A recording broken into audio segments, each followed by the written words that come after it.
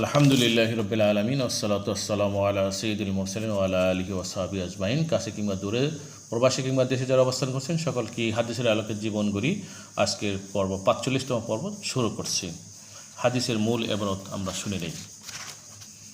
আনা আবি যার রাদিয়াল্লাহু তাআলা আনহু ক্বাল ক্বালা রাসূলুল্লাহ সাল্লাল্লাহু আলাইহি ওয়াসাল্লাম তাবাসসুমুকা ফি ওয়াজহি আখিকা সাদাকাতুন ওয়া আমরুকা বিল মা'রুফি সাদাকা ওয়া নাহয়ুকা আনিল মুনকার সাদাকা ওয়া ইরশাদুকা আর রাজুলা ফি আরদি দালাল লাকা সাদাকা ওয়া নাসরুকা রাজুলার রাদিয়া আল বাসারা লাকা সাদাকা ওয়া ইমাতাতুকাল হাজারা ওয়া শারকা ওয়াল আযমা আনি তরিকি লাকা সাদাকা ওয়া ইফরাগুকা মিন দালবিকা ফি দালবি আখিকা লাকা সাদাকা।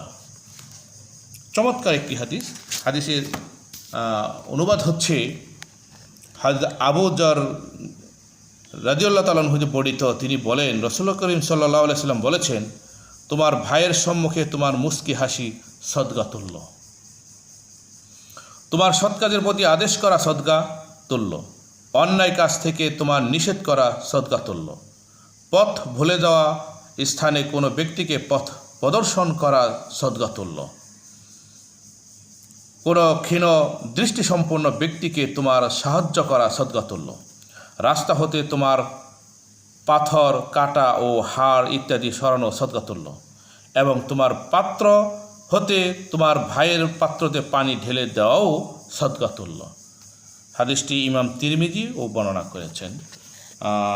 অত্যন্ত একটি গুরুত্বপূর্ণ হাদিস। আমরা শুনলাম যে কিসে কিসে সদকা হয়, তো এগুলো কিন্তু আমাদের দৈনন্দিন দৃষ্টিতে ধরা পড়ে, আমরা এই কাজগুলি সাধারণত করে থাকি।